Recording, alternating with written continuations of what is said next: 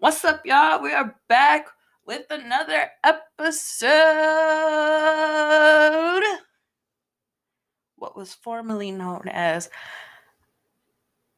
I Don't Want Nothing Really is now called Thompson and Stuff. Now, I know what y'all wondering. I've been looking for the podcast. I can't find the podcast. What's the name of it? Why you change the name? Well, I've been gone for a minute. But I've been still looking at the statistics. Don't correct me. I don't like the statistics I've been seeing lately.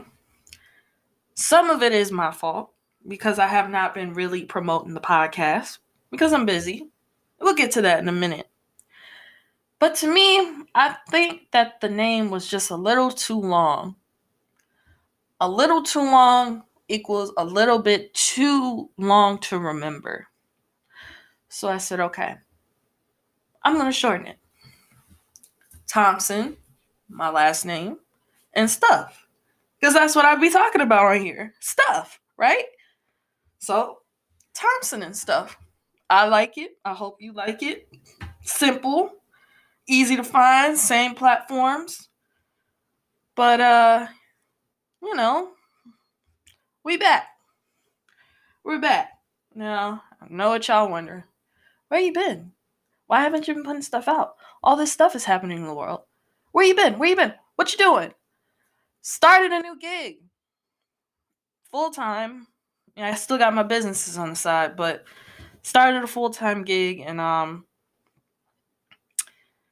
it's time consuming, but I like it. It's cool. At first it was a little hesitant. I was a little hesitant because I haven't really worked full-time in a long time, but it's cool. It's cool. It gives me time to sit and think about stuff for my businesses, for the books, for the podcast. I still work, of course, but it gives me time to do that. But we're back. New podcast name, same place. Hopefully, with this new situation, I could do my podcast on Thursdays if I'm not busy having to take care of a responsibility. Today is February 18th, 2021, and it's also a special 2 days before. My birthday is in 2 days. My birthday's on Saturday. I'm turning 26 years old, y'all. 4 years away from 40. Or 30, sorry. 30. I'll be 30 in 4 years. I did a lot. For my 26 years. 26 years old, probably 10, 20 years ago is different from 26 years old today. I'm doing what I really want to do in life. I'm publishing my books. I'm doing a podcast without the major distribution and backup, but we'll get that one day. But still, I went to school for broadcasting and writing and, arts. So for me, just to have an associate's degree and carry that around, but do what I want to do is really cool. 10, 20 years ago, a 26-year-old in my shoes couldn't do that because they needed all that major stuff. They needed a major publishing house or agent to publish their books. I really don't need, I have my own thing going. I'm an independently published author, thanks to Anchor and YouTube and all that stuff. I could put out my own podcast and hopefully be heard around the world. I'm already heard in Germany by somebody. Amazing, right? It's amazing. I mean, I'm very happy in my life right now. It's very safe to say, despite, the pandemic going on and how I was affected by it, I'm doing all right. And I also want to send a prayer out to the people in Texas. Just recently, our country, our right side of the country has been affected by a big snowstorm. I was supposed to podcast a long time ago, but my home state was affected by this large snowstorm. Just about 2 days ago, we got about 10 to 12 inches of snow, and it's very high outside. Like if you go outside to my backyard, it's like you're you're gonna jump in a high swimming pool of snow. It's that bad. Um, we just dug out our town, but the thing I love about living in Chicago is, despite us, having this big snowstorm, the next morning the sun could be shining and people out minding their business. They go into work, they go into the grocery stores, the streets are cleared, just all that stuff. But down in Texas, unfortunately, because it's the South, and it's obvious that the South is not prepared for weather like this. So I saw on like TikTok and stuff, people's houses are flooding. Houses are getting damaged, roofs caving in, like the insulation and the little pink stuff they be putting in houses when they first build them, it's falling down and it's in the middle of people's living rooms and people's homes is flooded. It's just awful. So I send my heart and my thoughts out to Texas, and I hope that the governor or Ted Cruz gets his act together, because I'm seeing on the news now that Ted Cruz was trying to get on a plane to go to Cancun for a vacation. Ain't no time to vacation, sir. Your people of your state is suffering and you need to get back there. And I'm very proud of Joe Biden, because I hear that he's sending out, electric trucks or something. He's sending out food and all that stuff. So good for him. Somehow we have a president that will step up more than the state's government. Pretty sad. It's pretty sad stuff. I'm just disappointed in that. So, what I realized during this pandemic, it's a time where Hollywood makes money to make documentaries. And of course, more documentaries came out these past couple weeks. And of course, you know me and you know my love of documentaries. I gotta watch them. And I watched 3 documentaries that caught my attention. The first one was Hip Hop Uncovered. Now, Hip Hop Uncovered comes on Thursdays on FX. It's basically telling the story about, the prominent members of hip hop. For example, they had Big U, they had Deb Atney, and I think they had Whack. All right, was that Whack? I think it was Whack 100 or someone. And they had guests like Ice-T, Dr. Dre telling stories of how they lived their lives in hip hop. It's a continuation. It's probably 5 or 6 parts. Today is Thursday, so there's probably a new episode coming on tonight. I really like this one. It tells stories I didn't know, and especially the situation with Deb Atney. I didn't know that she was really into hip hop at that early an age, and now that I'm a fan of growing up hip hop Atlanta. So it kind of makes sense to me why, Ayanna Fight calls her aunt Deb, because of her, or I don't know, they might be blood related, but I might have to just keep watching that documentary to really give a full review on it. But 2 other documentaries have really spoken out to, or stood out to me. The first documentary was Framing Britney Spears, and that one also came on FX as well. Now, this documentary I really did enjoy because it helped me think. Now, if y'all don't remember, Britney Spears kind of, in layman terms, went off the rails in like 2007, 2008. Long story short, her father had to get a conservatorship in the state of California. And for the past 13 years, this man has basically been over her affairs personally and professionally. What I hear is that she can't even make a decision for herself. That's how weird it is. And when I watched this documentary, I could clearly see that Britney don't need to be under this conservatorship, because even though it was mostly filled with like archive footage of her, like old interviews from like MTV, when she would do stuff overseas, Britney is very smart. And I'm sure that same Britney is there, but she's just under this weird ass conservatorship under her father. You gotta understand, she can't drive a car. She can't buy her own house. She can't spend her own money. Outside this documentary, I heard that she gets an allowance that's like maybe $2,100, $1,100, somewhere in that range.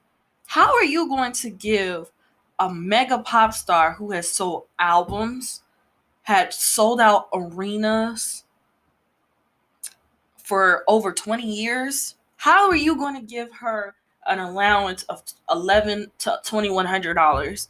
That doesn't make sense. Britney Spears had beautiful homes. Are you telling me that Britney Spears did not choose those homes to buy? Are you telling me the house that Britney Spears lives in now, that it's a possibility she doesn't really like that house because somebody else picked it out? Like, it's messed up. And I know that now the court, I think she's trying to get him off the conservatorship.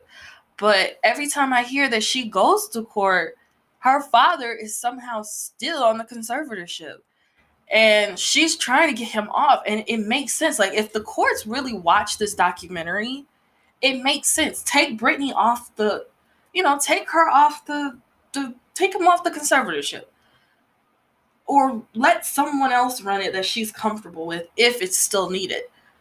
This is messed up. Like, I think that the courts are not paying attention, or somehow her father is upkeeping or just saying, hey, I'm still the one who should be running it. I should be the one. I think that, no, Britney needs to be her own independent person. I even hear like people who worked with her saying, they treat her like a toddler, and she's 39 years old. That's not normal. I'm sure Britney is well. Britney just might need a life coach, a therapist. Sometimes she might just need the right people around her, if she doesn't already. I mean, I don't know. I don't live in Britney Spears' house. I'm an outsider. I don't, But I don't think she really needs this conservatorship anymore. And a conservatorship is for people who cannot mentally take care of themselves, or is not incapable of taking care of themselves. Britney, but what do I know? I don't live in Britney's house. We don't, I don't, you know what? But this documentary opened my eyes to something. Britney Spears is not a bad person. From what people told on the interviews on that documentary, she's a good person. She has a good heart. But Britney was overworked. Britney is tired. Not in that way. Britney is exhausted. You gotta understand, Britney was in the industry since she was like 10 years old. Mickey Mouse Club, Star Search. Britney I think when Britney had her meltdown, I think she was just not over it, but just tired. She was overworked. She just wanted to step back and probably be a mom to her kids, And then she just had a nervous breakdown, but people recover from those most of the time. That's just my opinion. I just hope, Mr. Spears get off this conservatorship. He is getting kind of old. If there was a conservatorship still intact, we should get somebody new, somebody Britney is comfortable with, somebody who lets Britney have some sort of freedom. Because it's ridiculous that this woman is almost 40 and she can't do what she wants to do. She can't get married or have a kid or buy a house, buy a car, drive a car, have a license, get this pennies for compared to what she made for over her career. It's just not fair. And even her boyfriend was like, he came out and said, yeah, her dad's a total dick. I mean, if your man come out and say that your father is a dick, something's kind of not right in that fucked up Kool-Aid. You know what I mean?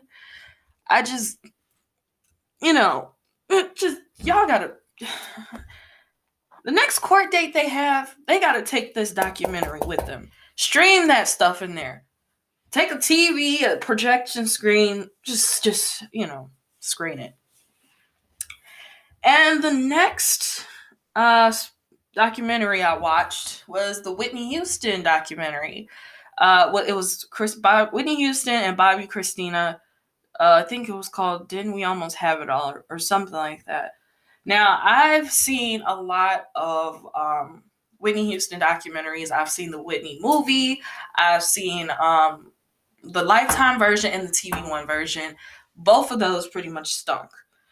This documentary I did not like at all because basically it wasted my time and I just felt like it was kind of impersonal or just wrong to make. If you are a Whitney Houston fan and you have been following like her career, mainly after she passed away, you watch the movies and these other documentaries, they're basically saying the same thing. I mean, if you watch this documentary and Can I Be Me, which can be found on Showtime, basically the same thing up until she passed away. And then they cover Christy's life and then how she passed away. Can I Be Me just basically cover Whitney's life and, how she passed away. I think pretty much the same people were on there. I don't really remember who was on Can I Be Me. I just remember the story being told. The same people. They had Whitney's sister-in-law, friends, and they also had Brandy Boyd from Love and Hip Hop, which I didn't know that was her goddaughter. But then I went back and I watched Being Bobby Brown, where you can find those full episodes on YouTube. And there she was. She was on there. And she basically told the story of how, her and her husband was at the hotel when Whitney passed away and all that stuff. I didn't know about that. But I didn't really like this documentary at all. I just a waste of time. Just a waste of time. And I'm a Whitney Houston fan. I grew up listening to Whitney Houston. I remember when My Love Is Your Love came out. And that was like 1997. I was 2.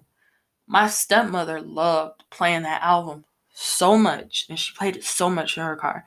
So, or no, I'm sorry. I think My Love Is Your Love came out in 98, so I was 3. But I remember watching It's Not Right on TV. But I watched a lot of TV my whole life, so I don't know. But I'm a Whitney fan, and sometimes a fan, if you love your fave so much, you just can't, you know what I mean? You can't really. Yeah, I wasted my time watching that documentary. I just hope Lifetime never rerun that shit ever again, please. Please. Because it was just not worth watching. I mean, just bury it with the Whitney movie and leave us alone with it. Now, I know I am super late on this, but the Super Bowl, did I watch the actual game? No, I didn't care for the actual game. My Steelers didn't go in the Super Bowl this year, so which sucked. I mean, I don't know how we didn't do it. I mean, we started we started with unbeatable record, and then we just fell off towards the end of the season. And we went to the playoffs. Don't get me wrong, we went to the playoffs, and then we lost. But I don't want to talk about that. But I didn't really watch the game, and if the Steelers don't make the Super Bowl, I don't really watch the game. I'm just there for the commercials because, the Super Bowl commercials show off like the new snacks and the new products and stuff. For example, there's going to be a new electric Cadillac coming out called the Cadillac Lyric.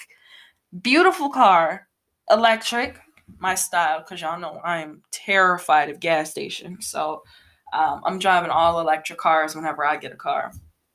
But I know it's going to be really expensive. So they had that. The Doritos commercial with Matthew McConaughey when he was just walking around paper thin. And he walks up to a vending machine of Doritos 3D chips, which are one of my favorites. If you have a Sam's Club membership, they are on sale right now. Well, I don't know right now because I haven't been to Sam's Club in like 2 weeks, but they are $2.99 a bag. They're on sale. If you shop at Sam's Club, if you have a Sam's Club in your region, you know that it could be one price, but then Instant Savings knocks it off. So now they're like $2.99, I think. So those are good. And then now they have a watermelon Mountain Dew. Not a soda drinker. I try not to. Unless, I'm from Illinois, I'm from Chicago. So if you get a cheese pizza, you gotta have a Pepsi or RC with it. So that's just my style. But it does look good. It does taste good. So I'll try that. And then the Drake State Farm commercial. I did enjoy that one. They do play that a lot, even after the Super Bowl. So that one's really, really cool. Drake, stand-ins don't have a line. That one was really, really funny. The Tracy Mortgage Rocket Mortgage commercial made me laugh so hard. I love Tracy Morgan. If you don't watch The Last OG, great show. It's streaming on Netflix. I know it's coming back on TBS like probably later this year or so. And he has 2 stand-up specials on well, no. He has one stand-up special on HBO. I think it's called Getting High. No, that's Cedric. I don't it Black and Blue. Black and Blue. That's a good one. So if it's on HBO Go or HBO Max, because HBO Go does not exist anymore, you should definitely check that out. The Jimmy John's commercial with Brad Garrett, who played the King of Cold Cuts, that was pretty good. I'm not a Jimmy John's fan. I'm a Subway girl. But I also go to these other little sandwich shops we have in my neighborhood. So, but it's mainly Subway. Get a turkey, cheese, lettuce, mayo, banana peppers. That's it. That's my go-to. And it only takes 5 minutes to make. Like, if I had to work a shift or something, when I was working in the area where there was a Subway, it was 5 minutes. Get that sandwich. And then Subway had like this rotisserie chicken sandwich. I don't know if it still exists, but it was so good. And when I was working like in the same strip mall as a Subway, I would like sneak away from work, run the Subway, get the sandwich. I had to get the 6-inch because a foot long, I don't know. I just think it takes longer to eat. So, but yeah. And then lastly, the last good commercial I saw, because I didn't really watch the whole thing. Over the years, what I noticed is that after the second half, maybe close to the end of the game, they start playing the same commercials over and over again. So it's like the joy of it is over. Like the joy of watching new commercials is over. So the last good one was the T-Mobile Gwen and Blake, which was so cute. I don't think that's how they met in real life, but it was a cute commercial. Gwen said, I think I'm ready to date. And then, they I guess got on some sort of dating site and met in real life, and Gwen didn't like Blake, and somebody let, I don't know. I just got to remember the commercial because it was so long ago, but it was really, really cute. And like when you have a rough first date, yeah, you have a great relationship, I guess. I heard that somewhere. Or was it I think it's the day you get married, and your honeymoon. I don't know. I'm not married, so just don't worry about it. But overall, the commercials were great.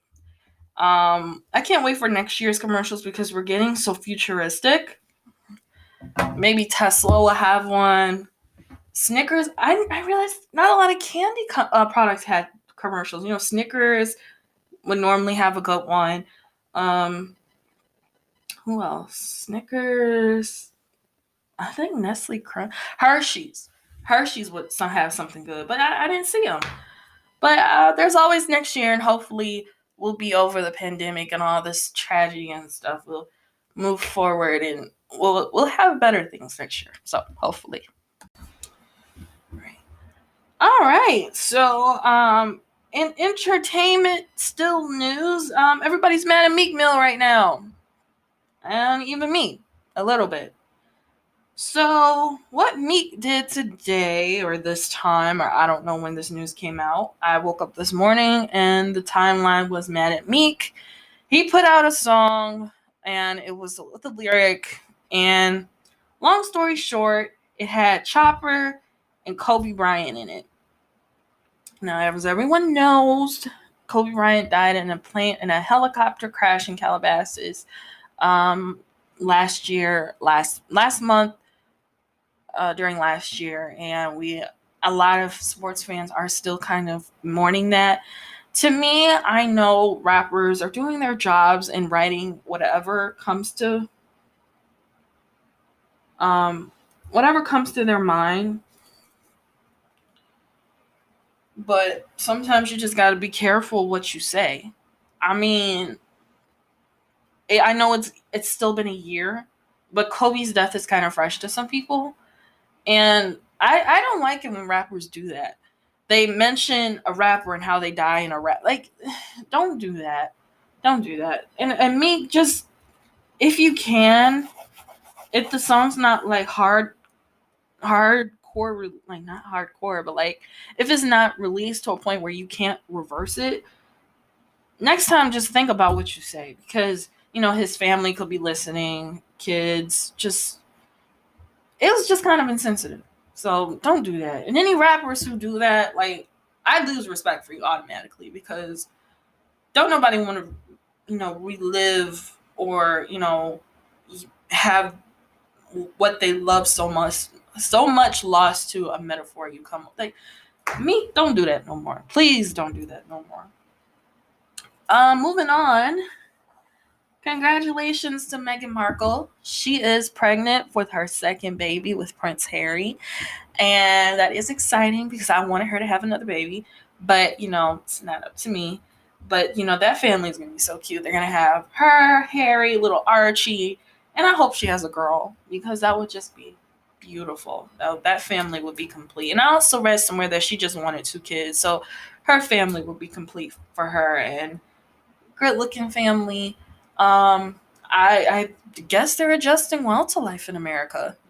She's pregnant. She's back home in California. She looks happier. I mean, she doesn't do a lot of interviews, but she looks a lot happier when she does like Zoom calls to people and stuff. She's glowing and she's home. She doesn't live in LA, but she lives in Santa Barbara, which I guess is a different world than LA. I'm not from California, so I don't know. But good for her. Congratulations. And I also want to send a thank you to Comedy Central. They finally paid Dave Chappelle for his show. And thank you, Comedy Central. Y'all put Chappelle's show back on freaking HBO Max, and what's the other one I have? I think it's on, I don't know. But they put it back on HBO Max because the thing is, Chappelle's show does come on TV. It comes on Comedy Central. But at some point of the night, if it's like early night, like probably 8 o'clock, 9 o'clock, Chappelle's show comes on, it's kind of edited. So when you watch it on HBO Max on these streaming sites, Netflix, they put it back on Netflix. So when you put it on these streaming sites, it's kind of the unedited version, or they show things that they couldn't show on Comedy Central. Or like me, I had the DVDs a long time ago. I had to sell them. I still have like the first season, but I love the Chappelle Show uncensored because it's just way more funnier, and the jokes are just more clear when it's unedited. So thank you, Comedy Central, for that. And lastly, Justin Timberlake. I've been a Justin Timberlake fan for 20 plus years. I've been there when NSYNC first came out. No Strings Attached, Celebrity, Justified, Future Sex Love Sounds. That third album he put out with Suit and Tie and all that stuff. I was there. And now Justin Timberlake is apologizing 20-something years too late. He's apologizing to Britney. Why? Because a lot of people think, I think what happened was, after the documentary that we talked about before it came out, people jumped in Justin Timberlake's messages or comments on Instagram and was like, yeah, you messed up big time. And it got to a point where him as this global celebrity, like, it broke him. And he also apologized to Janet Jackson. I mean, I think everybody is kind of, but I can't say that because, Janet's career was kind of damaged. They say it was damaged, but I'm not trying to be ignorant, but I don't really notice the damage because 2004, Janet came out with this really great album. I think it was Demita Joe. Was it Demita Joe? Yeah, I think it was Demita Joe. And Demita Joe did really well. And she still had airplay on MTV. She still had airplay on BET. She was on everything. She was on Saturday Night Live. She did the Why Did I Get Married movie. She did all that stuff.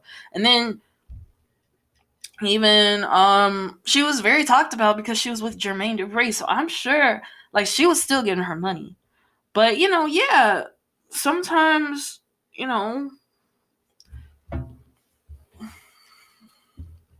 don't know, y'all.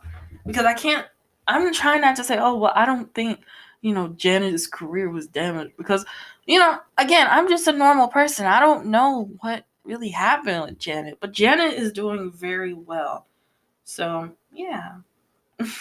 But Justin Timberlake, the point is, Timberlake, you waited all these years. You waited till Britney is not, quote unquote well, and Janet is kind of like chilling out because she's taking care of her family. But you should have apologized like when it happened. Like Super Bowl, Janet's situation happened on a Sunday.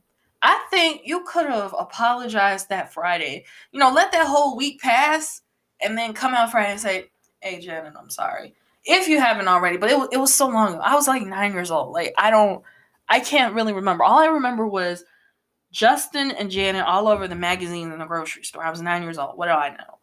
But, this is just me. Okay, so we have reached another end of another episode. I'm glad to spend time doing this. I love podcasting. I hate to sound cheesy when I say this, but I do love podcasting. I can't do it as much as I like to.